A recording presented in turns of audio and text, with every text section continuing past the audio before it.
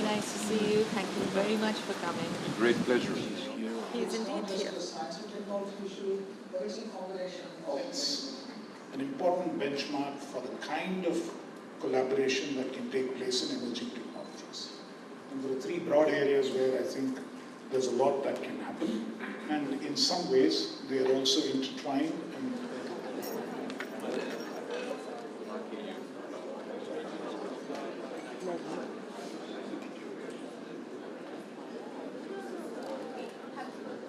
Good morning, everyone. The organizers have given us no coffee break, so we dive right in. Welcome to the Foreign Minister. Glad to have you in Delhi.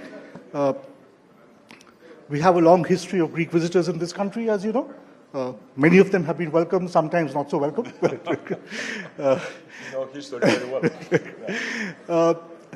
Minister, you wear multiple hats as the Defense Minister of Greece, because Greece itself is a country with multiple identities. It's, in a sense, a gateway for Asia and the Mediterranean to Europe. It's also a member of the EU. It's a member of NATO. As such, any conversation with you will cover a grand sweep. It will not just be limited to one aspect or one relationship. Let me begin right away with an issue and a theme and a geography that was in the headlines only a few days ago, but in these fast-changing news environments seems to have gone away for the moment, but I'm sure we'll come back. Have we reached the floor in terms of the transatlantic relationship, and in particular the issue of Greenland? Is there still potential for volatility, or do you think for the moment that's sorted? Well, what should I say? First of all, let's agree on something. I'm stating, of course, the obvious, that NATO in itself, it's an alliance, a long-time enduring alliance, which guarantees sovereignty, territorial integrity in the countries that are members of NATO. Now, there was really a big discussion about Greenland. We can all agree that Greenland is very important for the transatlantic alliance. But the existing frame of treaties, especially between Denmark and the United States, allows considerable freedom to the United States in Greenland. And a few years ago, the United States had a huge number of bases in Greenland. I cannot remember the names by heart, and sometimes I mispronounce them. For example, there was one in the high north called Pitifuku, if I remember well. And then the United States downgraded its presence in Greenland by its own free will. So it is quite easy for the United States, if they wish so, to again upgrade their presence in Greenland. And that will be important for the transatlantic alliance, it will be important for the United States, it will be important for Europe. No need for all these extreme sort of discussions about sovereignty and you know, hard power, etc., etc. I think that most probably this discussion served other political considerations and not actual defense needs. So we will be very happy if we don't see this subject reappearing in the internal dialogue within NATO or between European Union and the United States of America. We all, and by all I mean both the United States and Europe and all the countries member of NATO, are looking to have a very strong alignment and frank and sincere discussions and relations. I think Greenland is behind us now. Let's move to something slightly wider, which is Europe's reinvestment in its own defense. That is certainly something we've seen some advance on. It's a slow-moving engine, but there is a determination to move that engine. Nobody doubts the determination, as I said, to invest in European defense in terms of both military augmentation and manufacturing capacities. But how will this play out in practice? Quite honestly, there is intent, but intent needs to overcome a legacy of inertia. Yeah, thank you for that. And Thank you, first of all, for not doubting the commitment, which is important. Well, again, I will be stating the obvious, that Europe, and by Europe I mean mostly the European Union countries, have left their defense behind. After the end of the Cold War, after the division in Berlin has gone away, Europe has come to believe that there's no need for defense and the American umbrella is enough. Let me give you an example on how much Europe has let its defenses down. We, Greece, are a mid-sized, maybe even small country.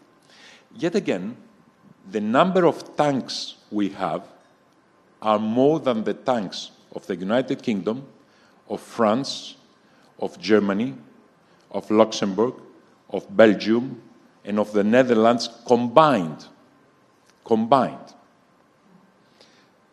So Europe has a lot to do if it wants to address the defense challenges in the modern environment. And I have to say, it's not just a question of production lines or a question of armaments or the question of the number of armed forces or the question of the number of fighter planes. There is something much more substantial, and that will take time, and that is culture. Culture. The young generation of Europeans do not comprehend yet the need to serve the country, to serve an ideal, to serve the defense of what has been created by the European Union, which is a space of democracy, human rights, rule of law, rights of women. So we have to work very hard. By just investing money very quickly, we don't provide an answer. And even this sort of raising an investment, let us be honest between us, in order to create new production lines, it takes years. The existing safe mechanism in the European Union has one clause in it which says whatever you invest in, you have to finish and receive it by 2030. Now, there's no way that you can create new production lines by 2030 and have the final object in use. So in the sense, what it does is it raises the prices of existing items and it raises also the stock value of existing companies. But it takes years to create, as I said before, new companies that will produce dual-use items or items that are useful for defense. Yet again, what is important is that at least the European elites and the European governments have realized the need to invest in defense, and they have realized the need to create a defense umbrella for Europe, not just rely in the United States. Of course, there's a huge item still remaining, which is nuclear. The only nuclear power in the European Union is France, and again, the force de frappe is quite limited. The other nuclear power in Europe, geographically but also culturally, is the United Kingdom, but again with limited power. So Europe has to have a huge discussion on what it does with its nuclear umbrella. And of course, we all agree in Europe that we see the European defense capacity as complementary to NATO. What we want to do is work together with NATO and work together with the United States. I just come here from Washington, D.C. I think an important part of the American establishment also subscribe to that. Huge majority there, and bipartisan, both parties. Yet again, to conclude, lots to do. Purchase of armaments or production of armaments is not enough. We have to do more in Europe, but we are on the right way. Thank you. To go back to something you began your remarks with, that it's a question of, well, advancing defense or European defense is a question of capacities as well as culture or consciousness. Where does India come in here? Where does the India partnership come in? I ask in the context of the EU-India Security and Defense Partnership Agreement, which was concluded last month. as well as more generally?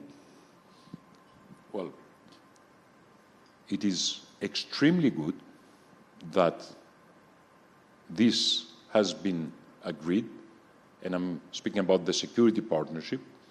Also, what's of extreme importance is the free trade agreement, which again has been concluded recently.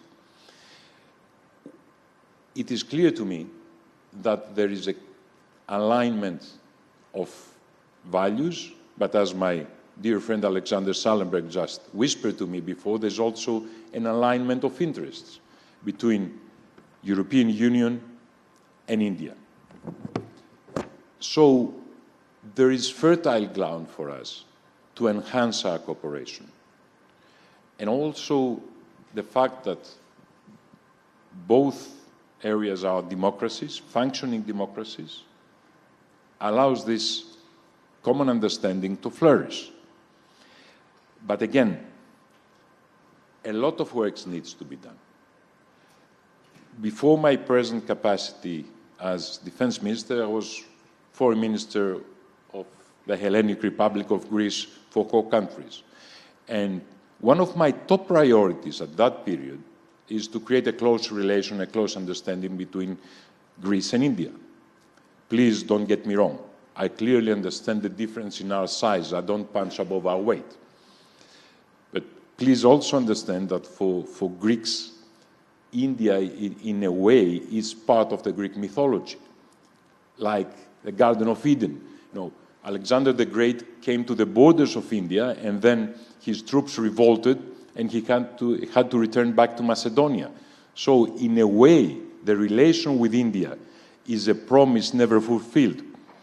So I see the current challenge as the possibility to realize that promise of 3,000 or 2,500 years ago, to create a close relation, a close understanding, to communicate, and to bring India to the Mediterranean, bring India closer to Europe, have India understand also the security challenges we face in Europe.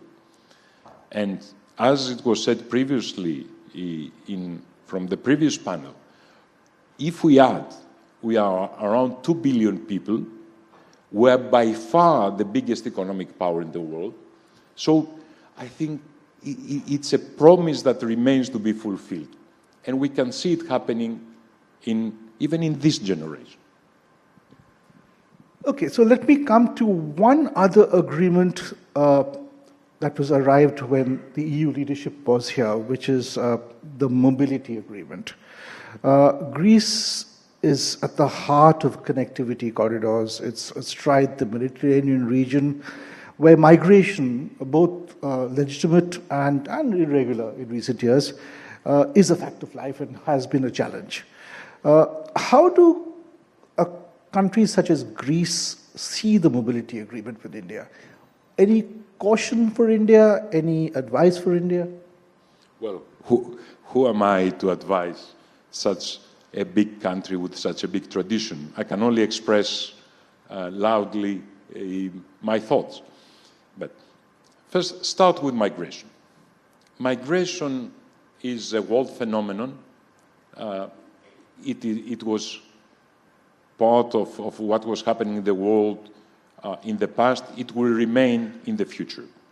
The big challenge for Europe is to formulate the migratory flows in a way that is beneficial both to the countries of origin and to Europe.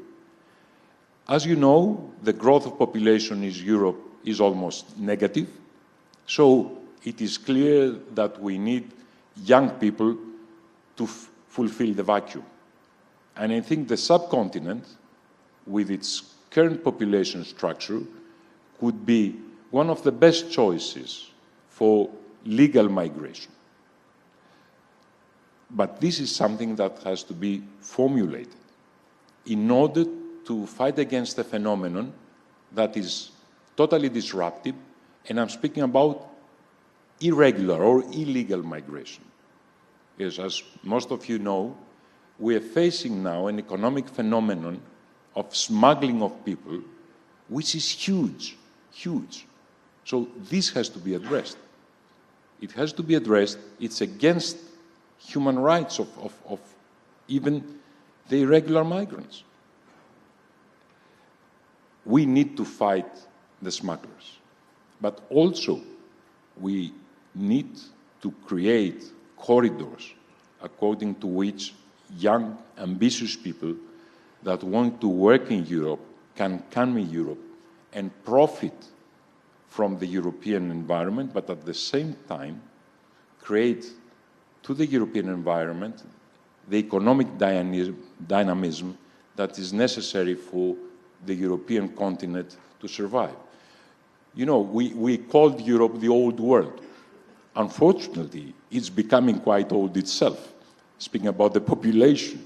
So we need, young people, but we need young people in a legal way. My final question, Minister, it's a deep dive into the business relationship and potential between Greece and India. I work for a business consultancy called the Asia Group. We've actually worked a lot on the India-Greek corridor. When the Prime Minister of Greece was here a couple of years ago, I think 24, I traveled to Greece with a couple of my colleagues to try and interest Greek companies in India.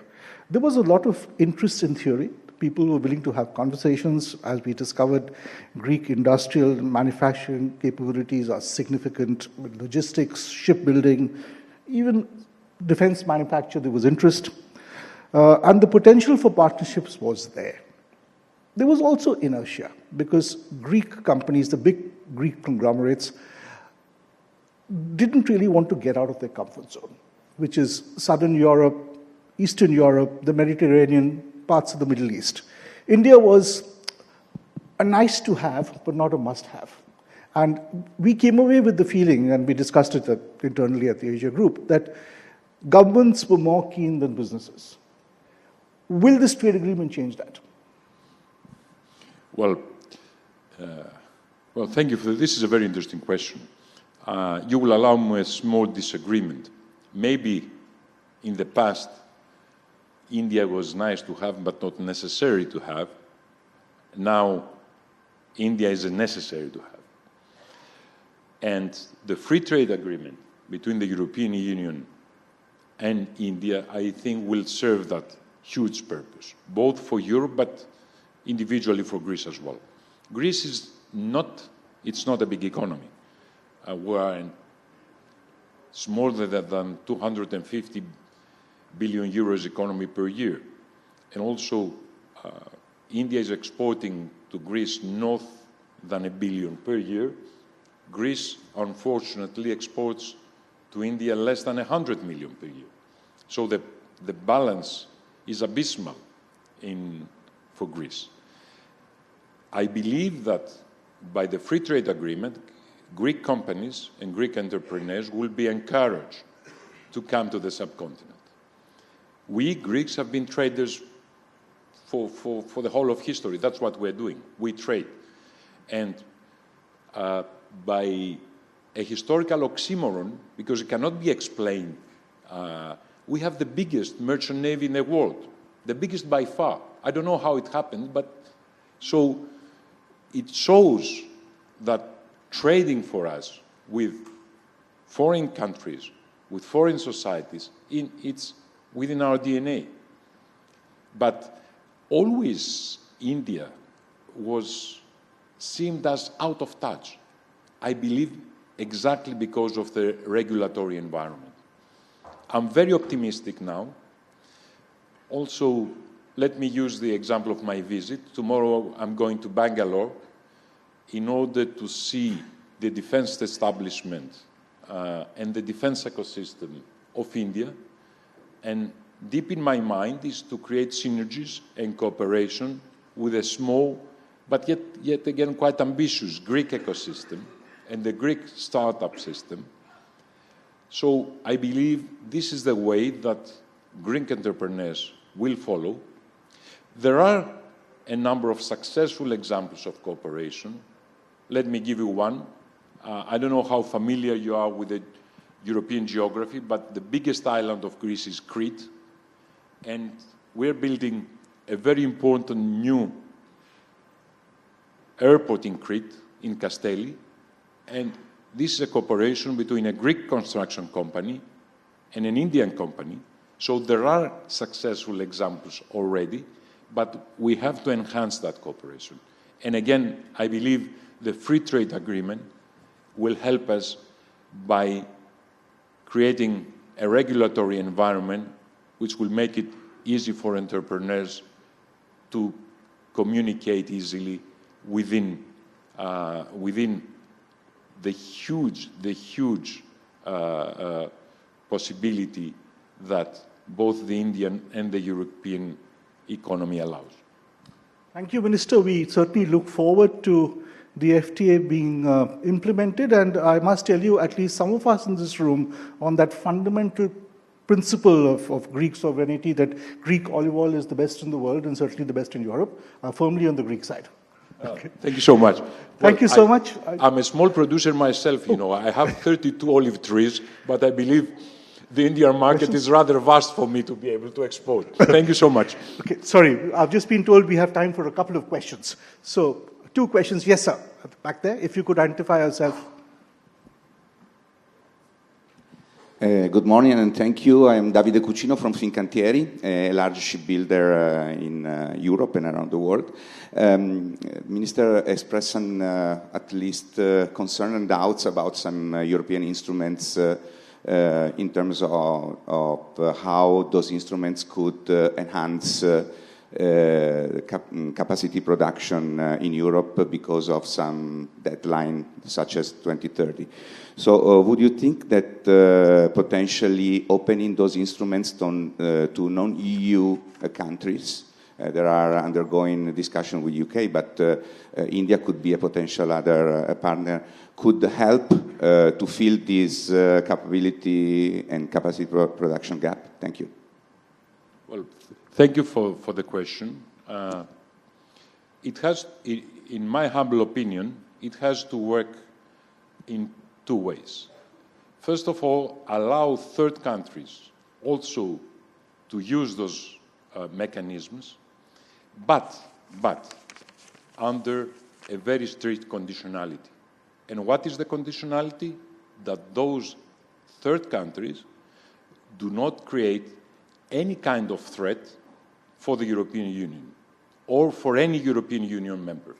Because, let me say, it would be quite awkward for the European Union, from its own budget, that is, from the budget created from the European citizens, to create threats against the European citizens. It is clear to all of us, I think, in this room, that India does not in any way qualify as a threat for the European Union or any European Union country. But that is not the rule for all the countries that aspire to use the safe mechanism. The other thing is that I see safe as an opening salvo. So, in my humble opinion, I believe that a second regulation has to come which extends not just the time limit, but also the amount of money which needs to be invested. In a way, ladies and gentlemen, in the modern society, defense is different than what it used to be. In the past, defense was tanks, fighter planes, maybe warships. It's not like that anymore. It's more defense now. It's much more a knowledge machine. And most elements in defense are dual-use elements. So by financing defense, you do not just finance articles that can only be used in war. It's much different nowadays. So I think you have read my mind, sir. A very wise answer. Any other questions? Yes, here. Yeah, sorry, go ahead. Hi, Mr. Nicholas Kyriakidis from Cyprus Forum. So Greece has been investing in startups in the defense industry, and I would like to ask whether you think that potential collaboration between with Indian companies could create more opportunities. Thank you. Of course I do. That's why I'm here. Of course, I had the huge pleasure of meeting the Indian Foreign Minister, my friend Dr. Jaishankar, yesterday, and profit for his wisdom, and I'm meeting my counterpart, Minister Singh, on Monday. But one of the main reasons that I'm in Delhi and I'm going to Bangalore tomorrow is to create a corridor which both Greek and Indian ecosystem can use to cooperate with each other. Now, again, in the defense realm, the main thing now is ideas, new ideas. And new ideas are being mostly expressed by young, ambitious people that create startups, create new products, and help us move towards a different environment. We are dealing with an information now culture, and that's what we're trying to do. So creating cooperation between the two ecosystems is most important. Thank you, Minister. I think I have a question here. Excuse me. Sorry, okay, that's a final question, please. Yes, Małgorzata Bonikowska, Poland, the Center for International Relations, a think tank.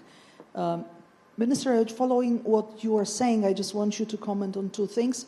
One is that Commissioner Kubilius recently, Commissioner responsible for defense and for the space, started to talk about possibility of using this critical momentum for the EU to go further in defense and create, for example, base for the future, maybe even European army or deeper cooperation of the country, member states' defense, not only industries, but also defense structures.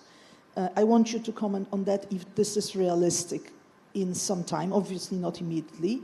And second is about Indo-Pacific and our region. Do you think if this is happening, what could be the ways not only France is present in the region of Indo-Pacific, but the EU is more engaged and shares more concerns as far as what we see from Indo-Pacific sides, but also in order to share our concerns from European side for the future security architecture? Thank you. Yes, I know, of course, Commissioner Kubilius. I work closely with him in his efforts to enhance the existing capacities. As we all know, in the European Union, defense is the realm of individual countries. Yet again, it's becoming clearer by the day that unless we create common structures, we cannot go forward. So I'm totally subscribing to the creation of common structure and even a European army. I think this is needed. Now, as we speak, there is only one brigade between Germany and France, and I don't know if it's a paper brigade or an actual brigade.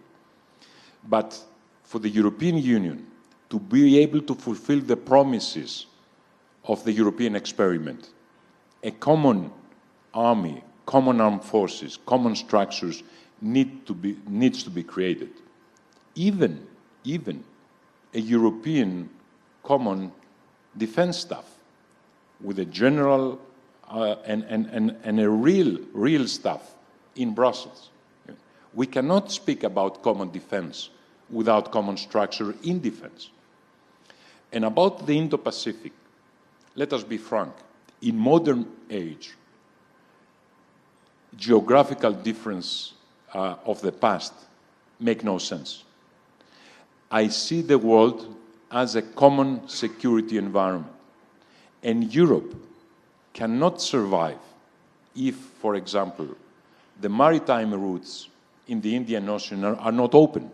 Let me give a small example of how the quality of life of the European citizen can be affected from something happening far away.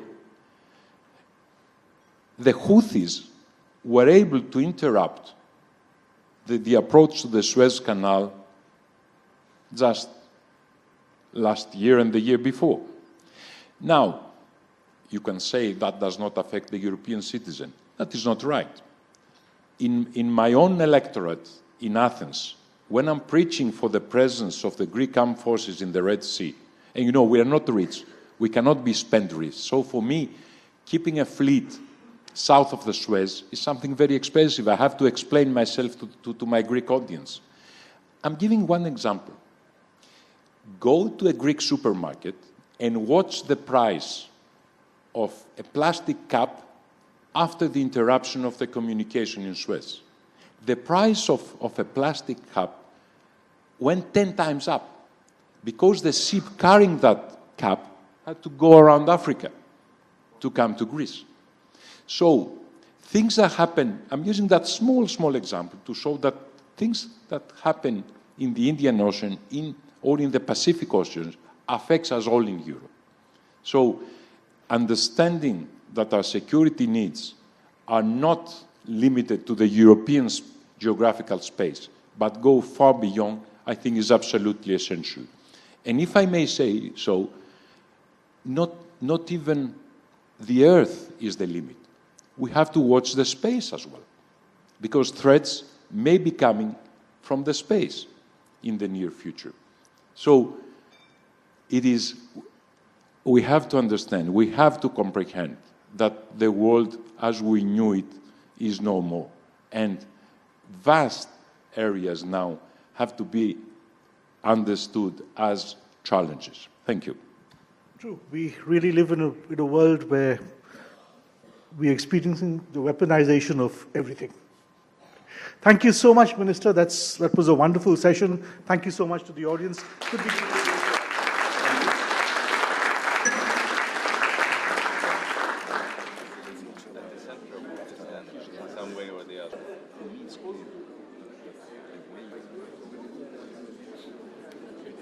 When Prime Minister of Italy please pass by.